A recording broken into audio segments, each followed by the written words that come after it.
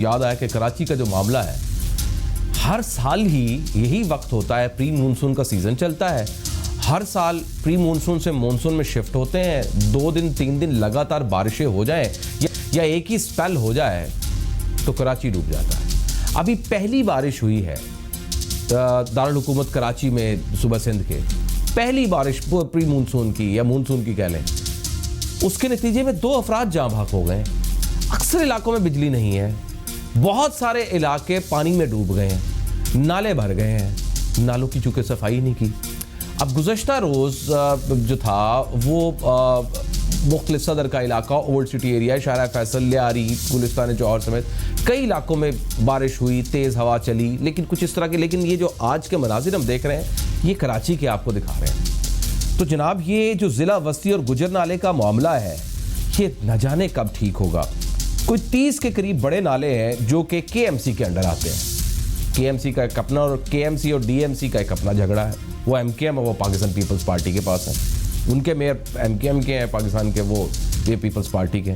इस झगड़े ने आखिरकार उसमें PTI पिछले साल कूदी कि जो समाज निकालना जी, वो नालों की सफाई शुरू की गई। आपने अली ज़ैदी साहब को देखा होगा, सफाई शुरू की गई, उसके ऊपर फिर रिजर्वेशन आ गई सिंध हुकूमत की कि सारा कचरा निकाल के बाहर रख देते हैं और उसके बाद हमें उठाने के लिए मसला पड़ता है। वो एक नया, उससे पिछले साल भी इसी तरह था, उससे पिछले साल भी इसी तरह था, उससे पिछले साल भी इसी तरह था।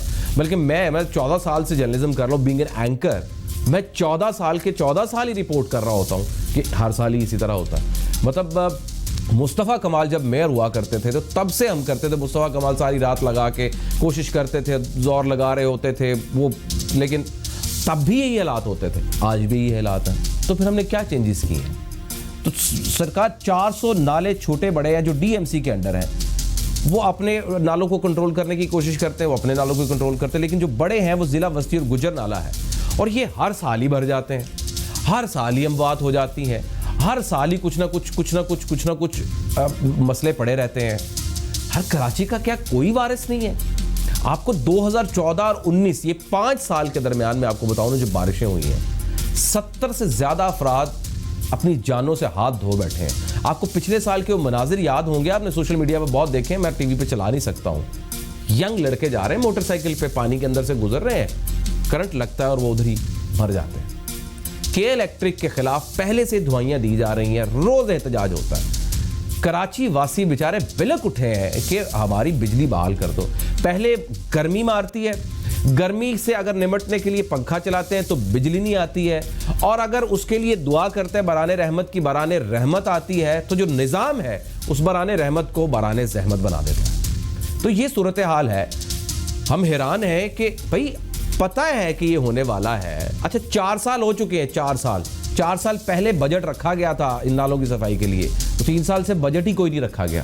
यानी इसकी तरफ ध्यान, ये जैसे लगता है जैसे पॉलिटिक्स, पिछली दफा मुझे याद है सईद गनी साहब बाकायदा वो बीपर्स दे रहे होते थे, बारिशों में खड़े हैं, वो गीले हुए हैं, छतरी ली हुई है बाजार में, तो भाई उससे पहले इसको ठीक कर लो, पहले ही इसके लिए मजबूत निज़ाम। 1 साल आपके पास था पूरा, पिछले साल से अब तक सीजन आने में 1 साल के अंदर कोई प्लानिंग नहीं है, कोई उसके ऊपर बजट नहीं है, कोई उसका रास्ता नहीं है। सिर्फ एक लड़ाई है DMC की और KMC की लड़ाई है। वो बल्दिया का, ये वो बल्दियात में आ जाता है जी, वो चूंकि उसका मेयर MKM का है, वो चूंकि जी हमारे अंडर आता है जी, वो सिंध गवर्नमेंट के अंदर आता है, लॉज मसले हैं। अच्छा, इसमें दरमियान में आके वफाक आ जाता है, उसमें अली ज़ैदी साहब आ जाते हैं, अली ज़ैदी साहब गवर्नरिज्म शुरू हो जाता है, वो 3 एक पैरेलल सिस्टम चलता है, लेकिन अमवात फिर होती, करंट फिर लगते हैं, लोगों के कीमती साजो सामान पानी में फिर भरते हैं, घरों में मतलब यहाँ पेट और गर्दन तक पानी आ जाता है, इतना ज़्यादा भर जाता है। ट्रैफिक का अलग मसला होता है, पानी की वजह से जो सड़कें हैं वो अलग टूटती है। अच्छा, एक रिपोर्ट में पढ़ रहा था, वो ये रिपोर्ट थी